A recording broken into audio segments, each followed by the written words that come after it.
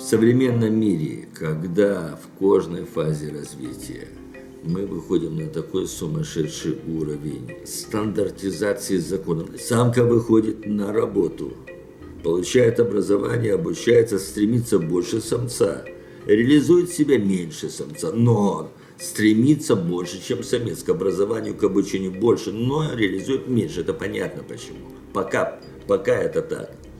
Скоро будет иначе. И это не может не отложить свой отпечаток на сексуальные отношения во всех смыслах этого слова. Во всех. Вот эти вот динозавры сумасшедшие, которые продолжают называть, говорить оскорбительные вещи, характеризуя сексуальное поведение женщины. Шлюхи, как это еще говорят, курвы, суки, сумасшедшие. Надо сказать, алло, Вася, динозавра ты видел? Конечно, если женщина сидит в пещере, в черном мешке на голове, готовит борщ и вскармливает детеныша каждый год нового.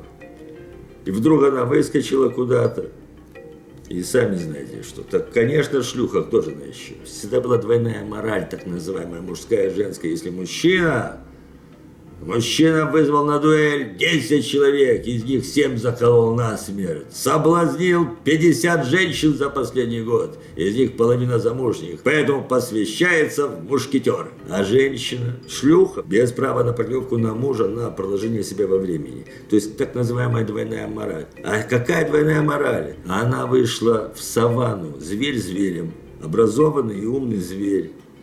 Она пришла в бар, у нее какие-то фрустрации надо снять. Подозвала и говорит, я тебе возьму бокал пива, потом поедем со мной, там у меня машина стоит на паркинге.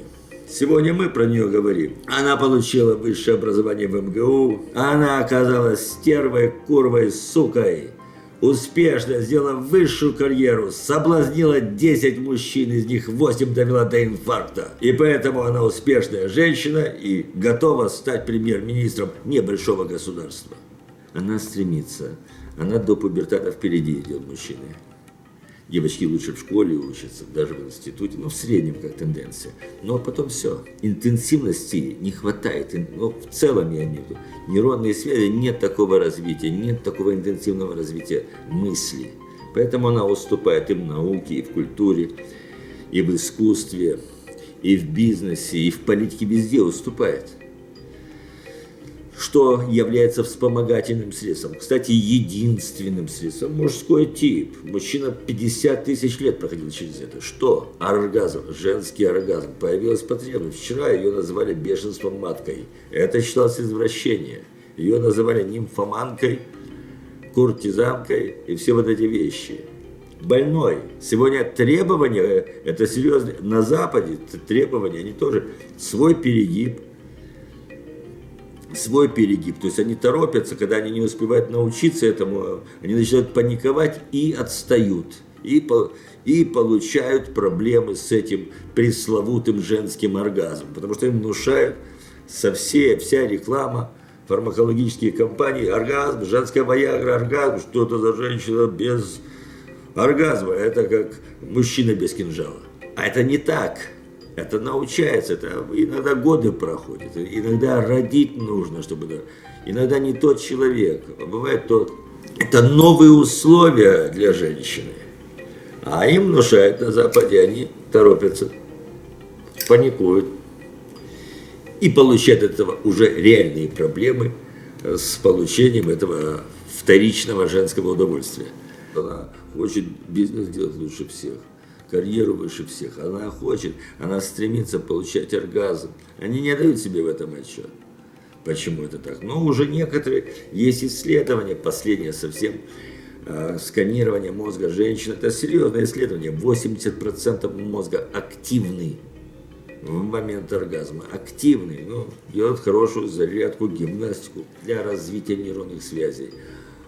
А так нет. Спрос дает предложение, фармакоконцерны дают сегодня им женские виагры, шмаягры, все на эту тему. Вот она пытается очень рационально снимать все запреты и ограничения культурного типа, то есть вторичного типа, чтобы освободить свою сексуальность. Это неуклюже, Я уже не говорю о том, что нигде, кроме нас с вами, не понимают такого важнейшей составляющей, что наша сексуальность дифференцирована, она несет в себе совершенно разные смыслы. И когда говорят, что мужчина и женщина ради ребенка вместе, вопреки тому, что мы видим глазами, это глубокое заблуждение. Это он говорит о собаках с обезьянками. Собаки и обезьянки вместе соединяются, спариваются только по этой причине. Человек нет. Современный человек тем более нет. Чем выше цивилизация, тем более нет. И в этом случае, в этом нет, в этом отрыве от спаривания, в этих добавочных желаниях в каждом векторе формируется совершенно другая сексуальность.